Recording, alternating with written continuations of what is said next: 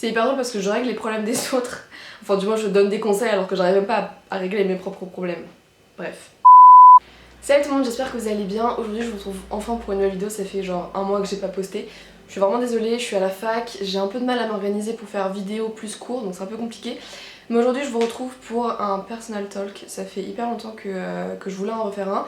Du coup en fait je vous ai demandé sur Instagram de m'envoyer des DM, donc des messages privés, pour me raconter des problèmes que vous avez en ce moment. Donc ça peut être vraiment de tout, vos complexes, si vous avez des problèmes d'amour, de famille, d'amitié, enfin bref, vraiment de tout.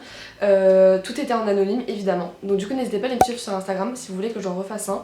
Mon Instagram c'est Sobuchin tout simplement, c'est pas très compliqué. J'en avais déjà fait un il y a pas très longtemps, c'était avant les vacances je crois. Je vous mettrai dans mon petit i, je sais pas si c'est à droite ou à gauche, bref. Et puis voilà, du coup j'ai reçu quelques questions, je vais essayer d'y répondre avec le plus d'objectivité possible et avec les meilleurs conseils qui soient, même si bon, je suis pas très expérimentée dans la vie pour... Donc en tout premier, on va parler d'amour. Alors j'ai reçu le message suivant. Coucou Salomé, alors moi je suis venue ici pour parler plutôt d'amour. J'avais un petit copain récemment et pendant les vacances d'été j'ai décidé d'arrêter notre relation parce que j'avais des sentiments pour un autre garçon. Avec cet autre garçon on se voyait souvent mais on se cachait tout le temps par peur du regard des autres et surtout de nos potes. Et actuellement on n'est pas ensemble mais on se voit toujours.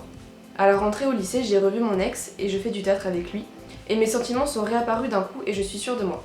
Du coup j'aurais voulu te demander si tu penses que je devrais en parler à mon ex, sachant que c'est moi qui l'ai quitté, ou si je dois simplement essayer d'oublier cette histoire et passer à autre chose. Donc là du coup le problème c'est surtout les ex. Alors moi je suis pas trop pour retourner avec ses ex. Ça m'est déjà arrivé 2 fois je crois, ça n'a jamais marché. Après bon voilà c'est à prendre aussi au cas par cas. Moi bon voilà ça n'a pas marché parce que je trouve que c'est pas une bonne idée de se remettre avec ses ex. Surtout si la raison de la séparation est assez grave, donc je parle surtout de tout ce qui est tromperie, trahison, etc. C'est vraiment pas une bonne idée de se remettre avec ses ex. Là j'ai l'impression que c'est surtout parce que tu n'avais plus de sentiments pour cette personne là, du coup tu t'es séparé d'elle et puis tu te rends compte que finalement tu as des sentiments pour cette personne donc tu veux retourner avec elle. Le problème là c'est que tu n'es pas sûr de tes sentiments et à partir du moment où tu n'es pas sûr de tes sentiments ça sert à rien de jouer avec la personne et de te dire bon voilà j'ai des sentiments pour cette personne là donc je vais sortir avec elle. Ah bah j'ai plus de sentiments pour toi, désolé je te largue. Voilà, moi je trouve que c'est pas une bonne idée, c'est pas très sain.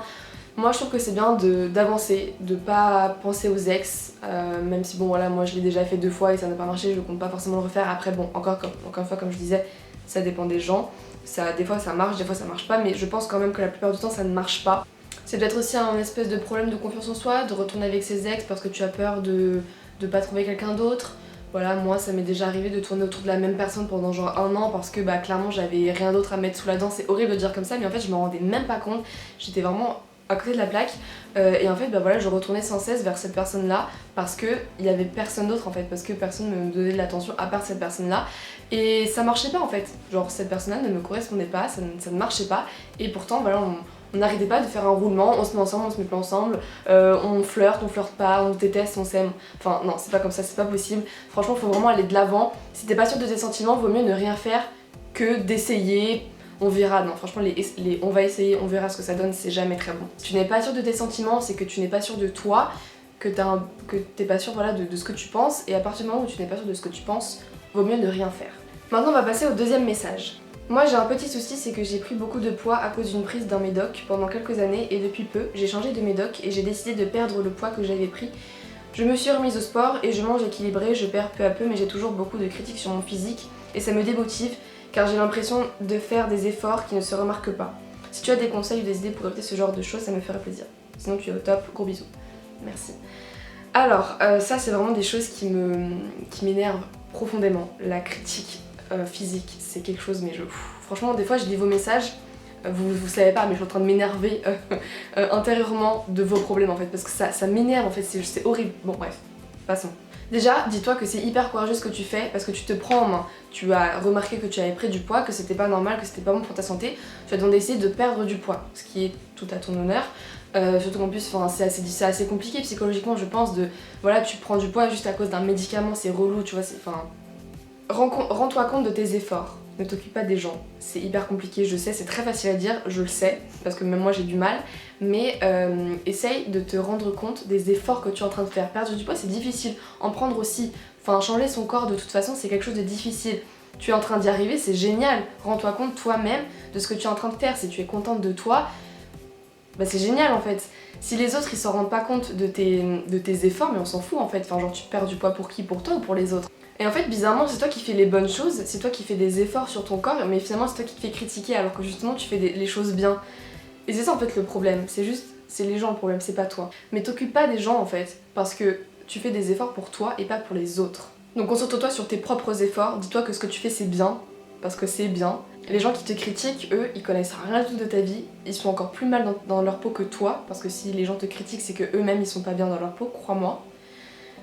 C'est leur problème en fait, c'est juste leur problème. Ne te laisse pas abattre par les critiques des gens alors que tu es en train d'essayer d'avoir une vie meilleure. Alors qu'eux en fait ils sont juste en train de te la gâcher. Enfin c'est trop chiant mais voilà, juste va de l'avant, occupe-toi de tes objectifs et t'en fiches des autres. Donc le prochain message. Mon problème c'est mon nez tu vois, j'ai un nez un peu long mais j'ai une bosse et H24 au collège on se moque de mon nez et là j'arrive plus du tout à m'assumer. Donc là on parle un peu pareil des problèmes physiques. Le problème c'est que tu vois aujourd'hui on vit dans une société où la beauté Kardashian c'est le nouveau modèle en fait.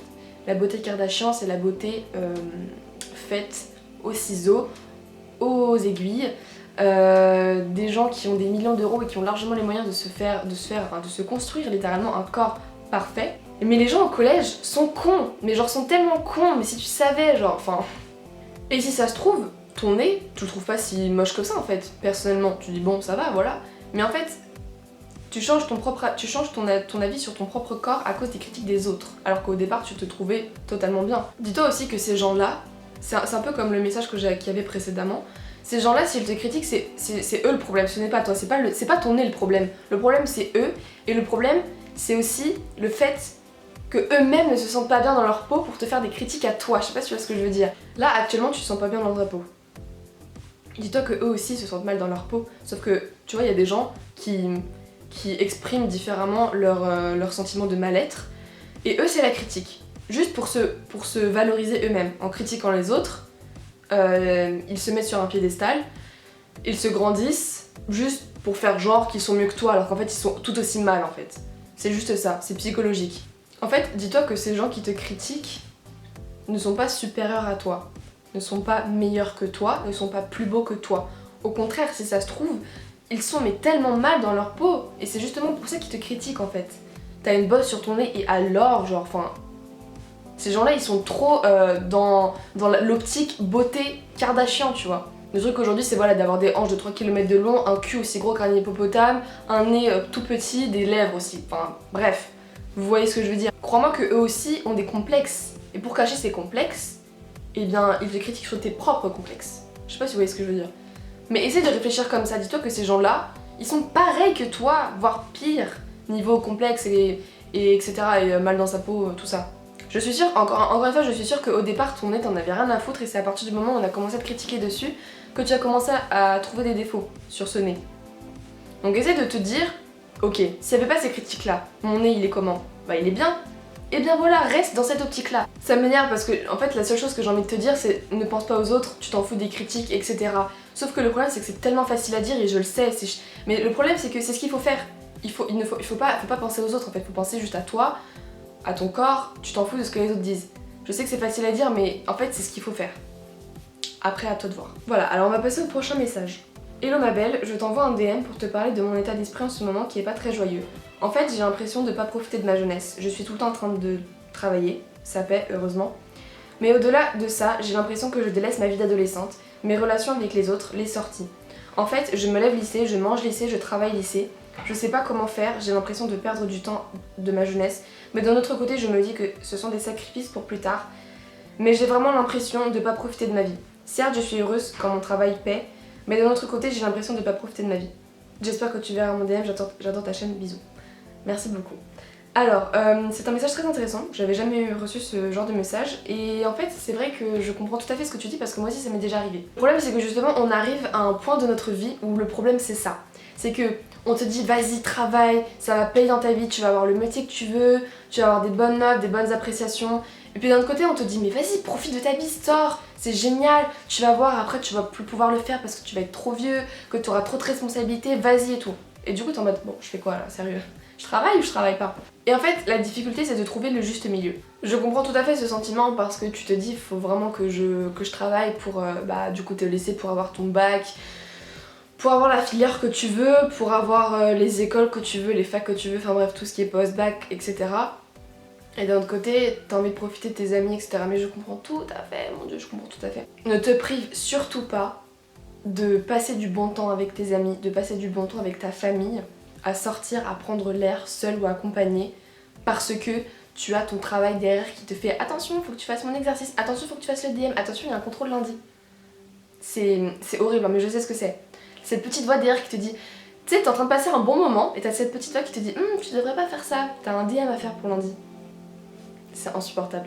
C'est insupportable. Mais en fait, il faut vraiment trouver le juste milieu. Si cette semaine, t'as fait que travailler, bah la semaine prochaine, vas-y plus cool, tout simplement. Essaye peut-être de t'avancer pendant la semaine, les jours où voilà, tu vas pas forcément sortir, genre le lundi ou le mardi par exemple. Avance-toi dans tes devoirs chez toi, et comme ça t'as le week-end de libre pour sortir, tout simplement.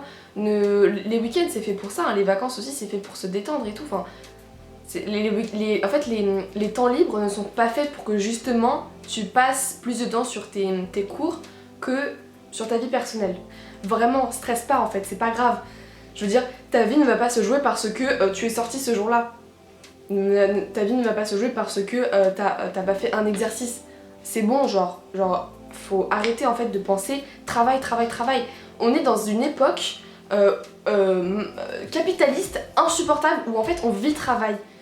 Notre vie c'est le travail, même quand on a un temps libre en fait, bah, on le passe à travailler. Et ça c'est pas normal, désolée je pars en mode philosophie là, mais c'est pas normal en fait. Alors c'est sûr, hein, tu travailles, ça va payer, mais ça va payer quoi en fait?